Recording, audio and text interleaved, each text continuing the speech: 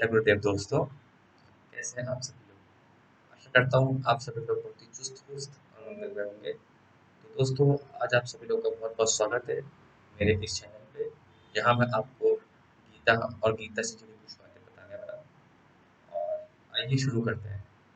तो जैसे कि कल हमने देखा था कि कल हमने अध्याय एक के श्लोक 1 से लेकर 10 तक का हमने पूरा पाठ पढ़ा था। और हमने ये जाना था कि पांडवों ने बहुत ही अच्छी व्यूहरचना करी है। उसको देखते ही दुर्योधन बहुत ही ज़्यादा दिक्कत में आ जाता है और वो द्रोणाचार्य से कहते हैं कि ये आप लोगों के शिष्य हैं। इन्होंने आपसे ही शिक्षा ली है सभी चीज़ के बारे में। और फिर वो अपने अपने लोगों का नाम बताते हैं कि हमारी सेना में ये लोग हैं, हमारी सेना में कृपाचार्य विकर्ण है और उनकी सेना में कौन कौन महारथी है। तो आइए इसके आगे से स्टार्ट करते हैं। तो श्लोक नंबर 11। अयनेषु च सर्वेषु यथा भागवतस्थिता विष्णुमेवाभ्यश्यन्तु भवन्तः सर्व एव हि। तो इस श्लोक में दुर्योधन ये कह रहे हैं कि विष्णु पितामह से कि आप हमारी जो सेना के नायक हैं। लेकिन उनको मन ही मन में ये डर भी लग रहा है कि मैं विष्णु पितामह की पढ़ाई तो बहुत कर रहा हूँ और जो पीछे जो सैनिक है, ये पीछे जो योद्धा है, उनको कहीं ये ना लगे कि मैं सिर्फ एक ही इंसान की तारीफ कर रहा हूँ। तो इस बात को बड़े डिप्लोमेटिक वे में ध्यान देना। दुर्योधन बहुत ही चालाक और डिप्लोमेटिक पर्सन है।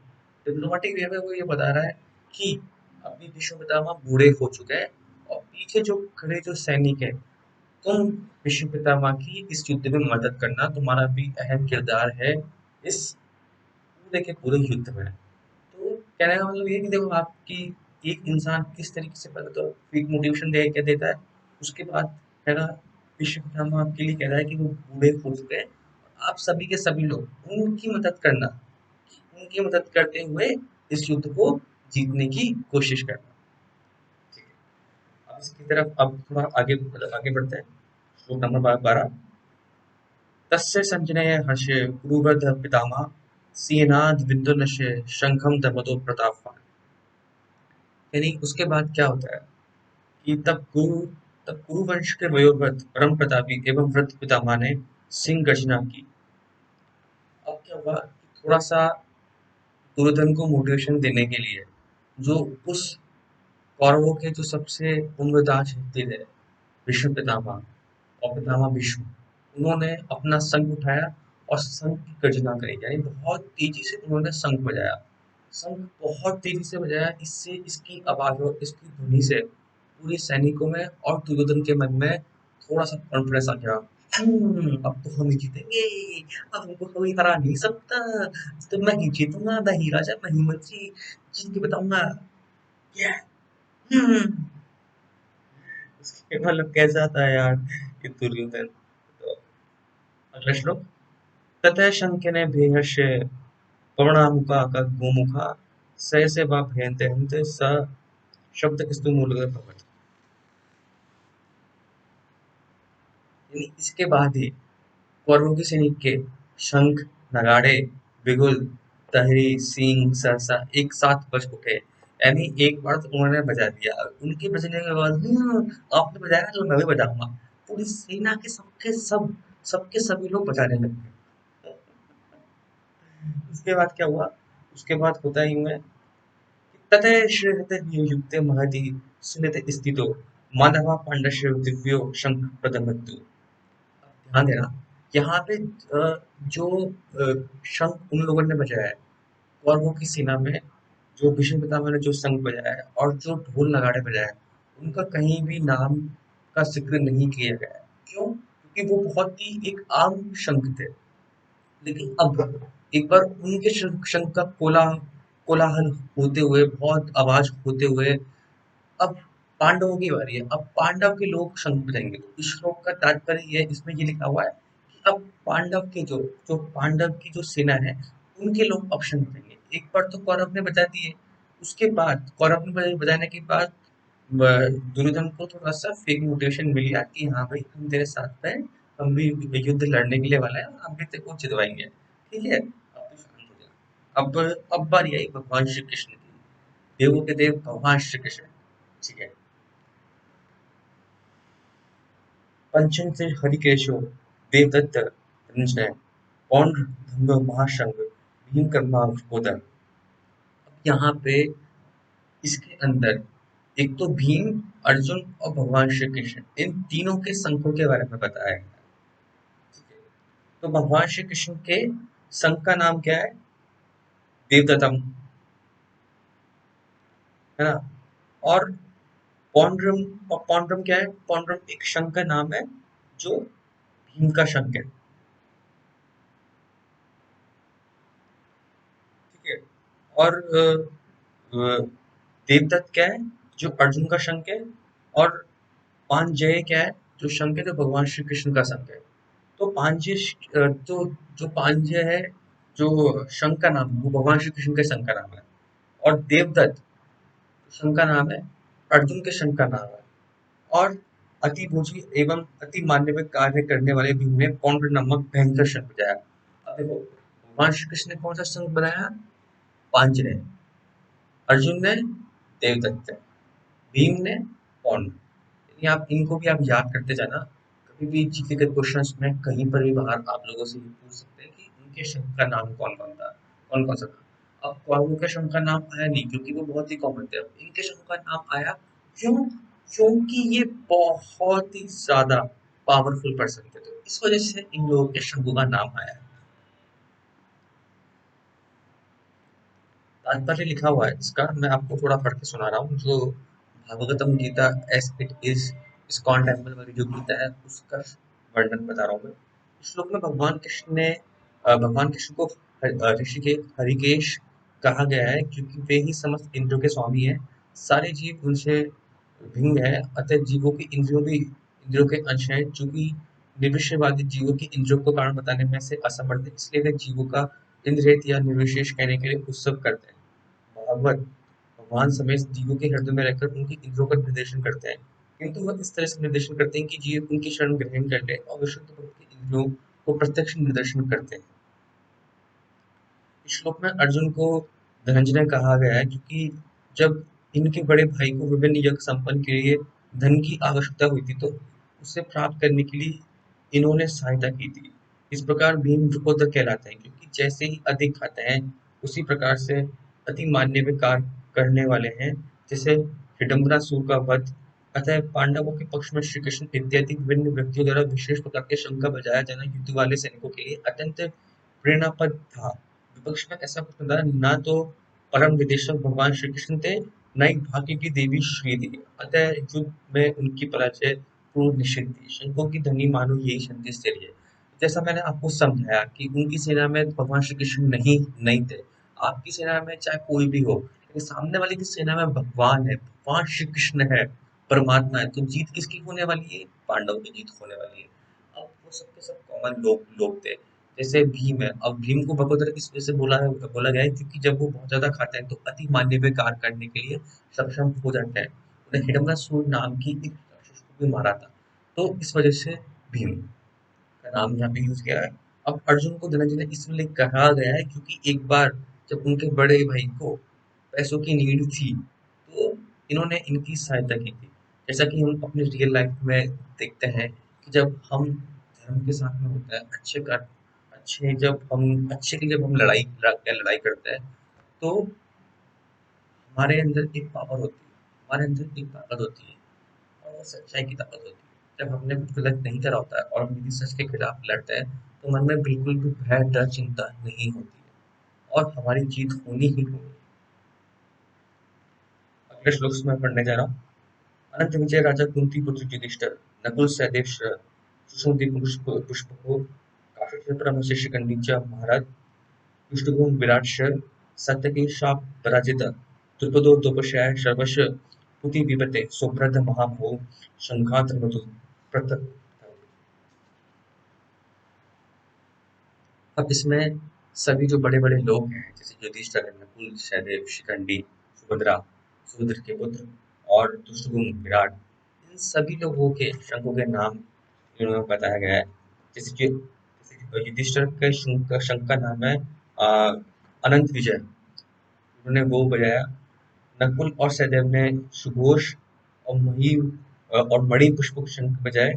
महान धनुधर काशीराज परम योद्धा शिखंडी दुष्टदुम्न विराट अजय सात्विक दुर्बल द्रौपदी के पुत्र तथा सुभद्रा के महाबाहु पुत्र आदि सबों ने अपने अपने शंख बजाए।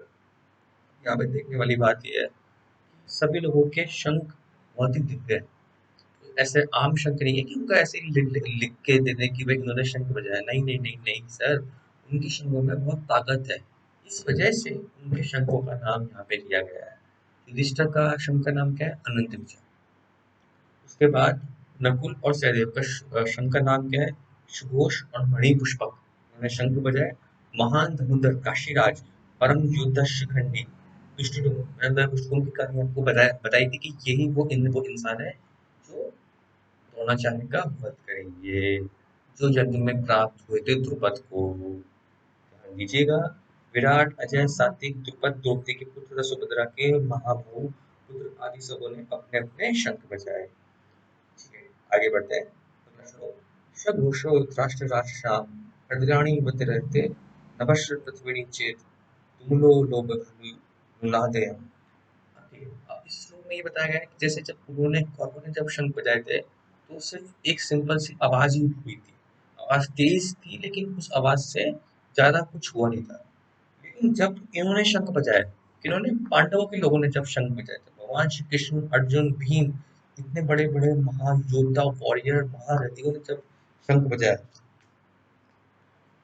आकाश तथा पृथ्वी शब्दवान करती हुई धृतराष्ट्र के पुत्रों के हृदय को विदीर्ण करने लगी। तो यानी जब इन्होंने सच्चाई के जब इन्होंने शंख बजाए तो देखो शंख की जो आवाज थी इतनी तेज थी, इतनी इंटेंस आवाज थी कि जो कौरव थे ना, कौरव कौरव की पूरी सेना और जो कौरव के जो मेन जो पुत्र थे उनके हृदय को विदीर्ण करने लगी। मतलब यानी उनका हृदय अंदर से कांपने लग गया।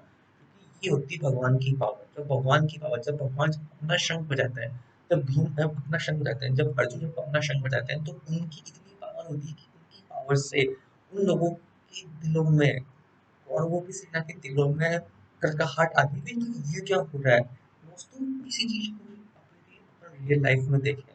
सामने वाली पार्टी कैसी भी हो, चाहे कितना भी बड़ी चीज हो, यदि आप सच्चाई के साथ हो, यदि आप सच के लिए खड़े हो और आप छोटे से भी हो, नो मैटर, सामने वाले के मन में डर जाता ही जाता है। एग्जाम्पल देख सकते हैं अन्ना हजारे का, महात्मा गांधी का। महात्मा गांधी कितने पतले थे, ना उनके पास कोई लंबे चौड़े मतलब बॉडी वॉडी कुछ नहीं थी, एकदम सिंपल से कॉमन मैन पर्सन थे, लेकिन फिर भी उन्होंने अंग्रेजों के खिलाफ कितनी भयंकर लड़ाई करी। सिर्फ एक पर्सन, भगत सिंह को देखिए आप, सिंगल मैन, और उसने कितने अंग्रेजों, कितने ब्रिटिशर्स को उन्होंने मार मार गिराया, और आज वो हिस्ट्री में अमर है, महात्मा गांधी। अ, और यदि अपन थोड़ा सा और बैक जाए, महाराणा प्रताप जैसे योद्धा सिर्फ अकेले और पूरी सेना ले आओ, हजारों लोगों को ले आओ, सामने वाले में डर आ जाता है। आज की जिंदगी में हमको ऐसे करना है, हमको सच्चाई से अपना काम के लिए आगे बढ़ना है।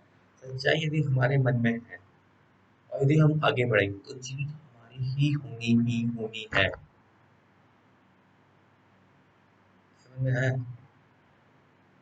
Clarity in the mind and purity in the heart and sincerity in the work or action will give you highest success। ये गुरुदेव ने बताया है कि आपके हृदय में प्योरिटी होनी चाहिए।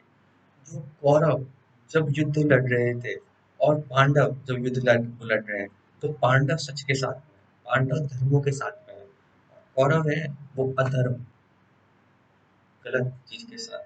उन्होंने द्रौपदी के साथ में भरी सभा में उसको नंगे कर वो करके बहुत बड़ा पाप किया था, इस वजह से वो अधर्मी भी है। आगे बढ़ते हैं।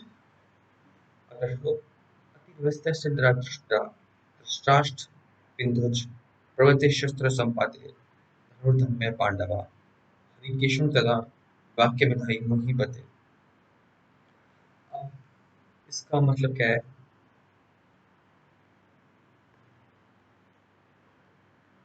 अब क्या होता है कि अर्जुन है, अब शंख वंख बजा दिए सभी लोगों ने, अब उनके रथ के बारे में बताया गया है। तो अब भगवान श्री कृष्ण सारथी है अर्जुन के। और अब उस समय उनका जो वो था, ध्वज था, उस ध्वज पे हनुमान जी बैठे थे।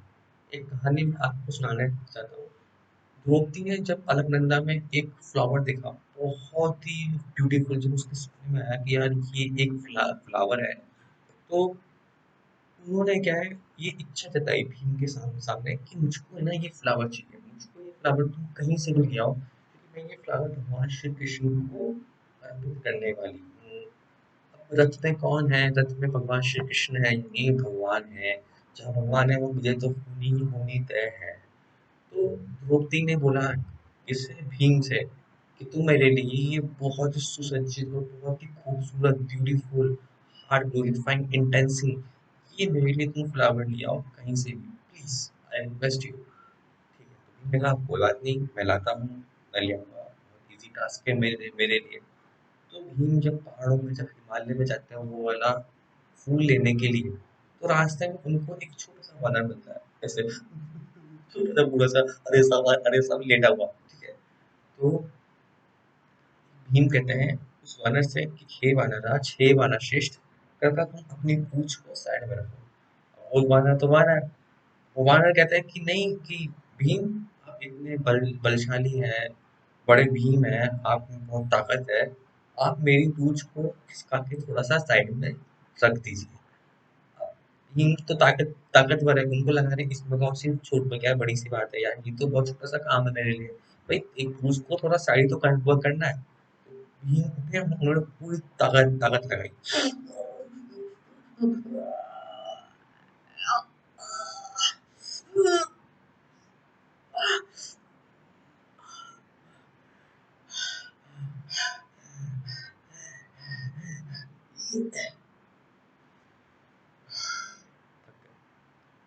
पूंछ ली, पूंछ हिल नहीं रही है, ताकत भी लगाए जा रहे हैं कि ताकत से पूंछ हिल जाए। जब पूरी तरीके से, जब भीम भीम जैसे इंसान जब थक गया, तब उन्होंने हनुमान जी से, जो वानर श्रेष्ठ थे, उनसे पूछा कि हे वानर श्रेष्ठ, आप कोई साधारण वानर नहीं है, कृपया करके अपने असली रूप में आए। उस समय वो वानर चेंज हुए हनुमान जी में। तो जब हनुमान जी प्रकट हुए, तो तब वो दोनों गले लगे, और उस समय भगवान हनुमान ने उनको ये आशीर्वाद हुआ कि जब भी इस टाइप का कभी कोई भी युद्ध हुआ, तो मैं तेरे रथ के ऊपर जो ध्वजा, जो ध्वज होगा, उस पर मैं विराजमान रहूंगा, जो एक प्रतीक रहेगा विजय का। यानी भगवान भी साथ में, और भगवान का जो सबसे प्रिय भक्त हनुमान, वो भी साथ में, और भगवान का प्रिय अर्जुन भी साथ में। तो इस रथ की, इस जगह की जीत होना ही होना था, 200 500 1 लाख% सच है, या मान लो। इसमें ये लिखा हुआ है, ठीक है। अब आगे बढ़ते हैं। सेनयोरुभय भय ब्रह्मक्ष रथम स्थैर्य युज्यते यं देवादित्य युधकर्तुनकं स्थान क्रीडया स युद्धः स्मरणेन समुह्यते। अब अर्जुन ने यहाँ पे भगवान श्री कृष्ण को एक नाम से संबोधित करा। देखिए भगवान श्री कृष्ण के बहुत सारे नाम हैं। भगवान श्री कृष्ण को मधुसूदन भी कहते हैं, ठीक है। भगवान श्री कृष्ण को मतलब कन्हैया भी कहते हैं। एक अर्जुन ने नाम बोला अयुत, अच्युत, अयुत, सॉरी करने वाला इसका अच्युत, अच्युत। तो उन्होंने ये बोला है कि अछूत का मतलब ये है कि हे भगवान, मतलब भगवान से कहना चाह रहे हैं कि अछूत नाम बोलने के बाद ये, कि अछूत, जो कभी भी जिसका निशाना नहीं चुका हो, जो हमेशा विजयी रहा रहा हो, वो कृपया मेरे रथ को दोनों सेनाओं के बीच में ले जाएं, कि ताकि मैं देखूं कि दोनों सेना के बीच में कौन कौन से योद्धा मौजूद है। अब इस समय थोड़ा सा ध्यान दीजिएगा, इस समय अर्जुन का दिमाग डिसीजन में जाता जा रहा है। जब ढोल नगाड़े बज चुके हैं, सभी चीजें सेट है, युद्ध की पूरी तैयारी ही की थी, युद्ध करना करना सब कुछ सेट है, लेकिन वही बात है ना, उनका दिमाग अभी इस समय थोड़ा सा डर और चिंता और थोड़ा सा कायरता, मतलब डाउट, कहते हैं ना कि डाउट आ गया उनको, अब उसकी तरफ थोड़ा मूव करता जा रहा है, तो उन्होंने ये वचन कहे, तो यहाँ से जो भी अब मैं पढ़ूंगा बहुत ही इम्पोर्टेंट होगा। मैं आपसे रिक्वेस्ट करना चाहूंगा कि प्लीज आप अगली क्लास को या फिर अगले सेशंस को आप मिस मत कीजिएगा, कि बहुत ही इम्पोर्टेंट होने वाला है। आगे गीता का सार आएगा, कर्म योग आएगा, भक्ति योग आएगा, ज्ञान योग आएगा, प्रैक्टिकल एप्लीकेशन आएगा, जो मैं आपको समझाऊंगा कि गीता को कैसे आप अपनी लाइफ में यूज कर सकते हैं। तो इन सब चीजों का हमको यूज करना है। हमारे पास नॉलेज है, हमारे पास एक्शन है। नॉलेज और एक्शन जब ये दोनों मिलते हैं तो ही चीज सफल होती है। ना तो कभी नॉलेज आप सफल कर सकते हैं, यदि आपके पास नॉलेज बहुत है तो आप सिर्फ एक ज्ञानी कहलाओगे। लेकिन आप एक्शन एक्शन करोगे, action without knowledge is useless. आप सिर्फ कार्य करे जा रहे हो, जब आपको उस चीज का ज्ञान ही नहीं है तो आप कार्य कैसे कर पाओगे? तो नॉलेज और action is equal to self realization, साक्षात्कार। यानी उस समय आप कभी भी किसी भी चीज के कर्म के बंधनों में नहीं पड़ोगे। तो हम ये सब चीज वहाँ आगे सीखने की क्या नॉलेज होनी चाहिए, क्या एक्शन होने चाहिए, कौन से एक्शंस को भगवान यूँ कहते हैं कि ये एक्शन सही है, इसको करने से आपके कर्म कर्मों से बंद होगे नहीं, आप कर्म मुक्त हो जाओगे। ठीक है, तो यहाँ पे अभी जो मैंने अभी टोटल आज आपको 10 श्लोक्स मैंने आपको पढ़ा दिए हैं। तो इन 10 श्लोक्स का मैं आपको सार ये बता रहा हूँ कि हुआ यूं था कि दुर्योधन ये कहता है कि पहले अपने सेनाओं में जो जितने भी जो उनके जो नायक है, जैसे कृपाचार्य, द्रोणाचार्य, भीष्म, कर्ण, विकर्ण, इन सबके नाम वो लेकर तथा शल्य, इन सबके नाम वो सुनाता है कि मेरी सेना में ये लोग भी हैं। फिर उन लोगों के सेनाओं के नाम भी बताता है कि उन लोगों की पांडवों की सेना में कौन कौन है। उसके बाद क्या होता है कि जो सबसे उन्नत व्यक्ति है भीष्म पितामह, वो अपना शंख बजाते हैं कि ताकि दुर्योधन को थोड़ा सा मोटिवेशन आए। उनका शंख बहुत तेज होता है और उनके शंख से दुर्योधन और बाकी सैनिकों में मोटिवेशन आ जाता है। ठीक है, हम नहीं कहते क्या कि मैच शुरू होने से पहले कि यह champion, we are champions, we have to win. ये करने से पूरी सेना में क्या आ जाता है, जोश आ जाता है। जैसे अपन जब क्रिकेट खेलने के लिए जाते हैं, जब क्रिकेट की टीम होती है, तो आपने देखा होगा कि अपना नेशनल एंथम बजाते हैं। उस नेशनल एंथम की वजह से उसकी पूरी टीम में कैसा गुस्सा आ जाता है, कैसा जोश आ जाता है। उसी टाइप का जोश, उसी टाइप का पूरा गुस्सा कौरवों की सेना में चला गया था। उसके बाद पांडवों की सेना की बारी है। पांडवों की सेना में भगवान श्री कृष्ण ने अपना शंख बजाया, अर्जुन ने देवदत्त शंख बजाया, भीम, युधिष्ठिर, नकुल, सहदेव और शिखंडी जैसे बड़े-बड़े लोगों ने भी अपने-अपने शंख बजाए, और इन सभी लोगों के शंखों के नाम हैं। जहाँ अपन दूसरी तरफ देखा जाए तो उन लोगों की सेनाओं के शंखों के नाम नहीं कहे गए हैं, क्योंकि वो अधर्म की साइड में और पांडव धर्म की साइड में, तो उन लोगों की जो शंख के नाम लिए गए हैं। ठीक है, अब उन लोगों ने शंख बजाया, और जब भगवान श्री कृष्ण जब अपना शंख बजाया, और जब अर्जुन ने अपना शंख बजाया, जब भीम ने अपना शंख बजाया, तो इतना शंख की आवाज, शंख की ध्वनि इतनी तेज थी कि उस ध्वनि से सामने वाले, यानी जो अपोजिट साइड के जो कौरव थे, उनका पूरा का पूरा मनोबल हिलता हुआ नजर आया। यानी उनके हृदय में विदीर्ण होने लगी उसकी ध्वनि, शंख की ध्वनि, पूरा हृदय कांपने लग गया। भाई कौन आ गया सामने, ऐसे इस तरीके से। ठीक है, तो इसमें ये बताया, इसके आगे ये बताया कि अब थोड़ा बहुत हम उस राह पे आ रहे हैं कि एक योद्धा के मन में जब डाउट आता है। ठीक है, तो अर्जुन उठ खड़े हुए, और फिर अर्जुन ने देखा, और अर्जुन ने भगवान श्री कृष्ण को बोला, अच्युत, आप मेरा ये रथ को दोनों सेनाओं के बीच में आप ले जाइए, कि ताकि मैं देख सकूं कि क्या क्या हो रहा है। ठीक है, दोनों सेनाओं के बीच बीच में क्या क्या एक्टिविटीज, क्या क्या गतिविधि हो रही है। तो ये था पूरा सारा।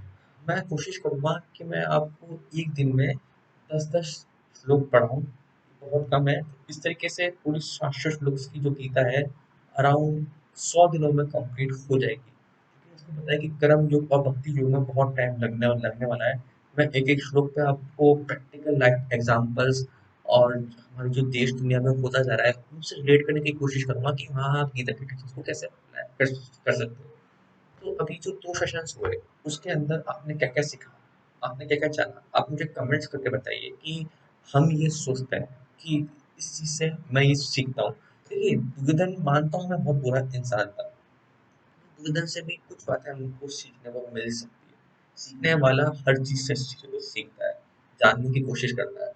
पहली बात तो ये है कि अपनी सेनाओं में थोड़ा मोटिवेशन करना। हालांकि वो भी जानता है कि वो अधर्म के तरफ है, फिर भी वो थोड़ी सी चापलूसी चापलूसी भी कभी कभी हमको सीखनी पड़ती है। जीवन में आगे बढ़ना है तो थोड़ी सी, कभी कभी, मैं ज्यादा नहीं कह रहा, हल्की फुल्की यस सर, हाँ सर, ये सब भी करना पड़ता है, क्योंकि हम कलयुग के प्राणी हैं।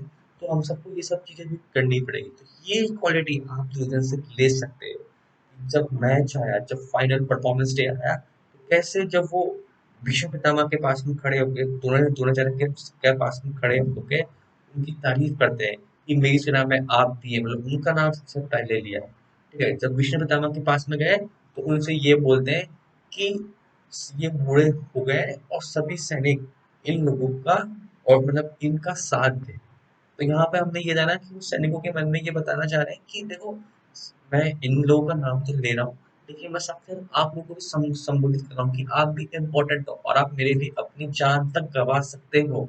जान तो गंवानी पड़ेगी, लेकिन ये कहने का मतलब ये है, यदि आप कहिएगा ना, तो उससे क्या है, लोगों के मन में थोड़ा सा कॉन्फिडेंस बढ़ेगा। तो यहाँ हम ये सीख सीख सकते हैं कि प्लस दूसरी चीज ये है कि रिस्क असेसमेंट का, यानी कभी हमको लाइफ में कभी भी कोई नई कंडीशन या फिर कोई नई स्टेप पे जाना हो, कोई नई चीज करनी हो, किसी फील्ड को समझना हो, किसी भी नई जगह जगह जाना हो, तो पहले उसको समझना पड़ेगा, उसका असेसमेंट करना पड़ेगा कि सामने वाली चीज है क्या, असल में सामने वाली चीज क्या है। पहले अपने आप को जानो, फिर सामने वाले को जानो। यानी अपने आप को जानेंगे कैसे? आपका जो बल है, आपका जो एक्सपीरियंस है, आपका जो टैलेंट है, आपकी जो कैपेबिलिटीज है, वो आपके अंदर है। सामने वाला क्या है, सामने वाले में क्या क्या चीज है, कौन कौन सी चीज से आपको युद्ध करना है, कौन कौन सी चीज को आपको हराना है। आज के जमाने में कोई फिजिकल युद्ध नहीं होते हैं दोस्तों, आज के जमाने में सारे के सारे मेंटल युद्ध होते हैं। ये सबके सब दिमाग से युद्ध। तो इस चीज को समझने के लिए, सिंप्लीफाई करने के लिए, बड़े बड़े जो विचार हैं जो गीता के, उसको एकदम बहुत ही सिंप्लीफाई करने के लिए इस गीता को, इस जो गीता है हमको उसकी जरूरत पड़ती है। और गीता के इस श्लोक को समझने के बाद हम अपनी जिंदगी के किसी भी मोड़ में से निकल सकते हैं। तो आशा करता हूँ कि आप लोगों को मेरी जो सीरीज है वो समझ में आ रही होगी। और यदि कोई भी डाउट या फिर कोई भी क्वेश्चन है, तो आप मुझे कमेंट लिख के आप मुझे कह सकते हैं। और इसी के साथ ही मैं आपसे अ, आगे करते हुए मैं आपसे निवेदन करना चाहूँगा। ठीक है, और जय हिंद, जय भारत। मिलते हैं अगले सीरीज में, मेरे साथ बने रहिए। आपका दोस्त एंड होस्ट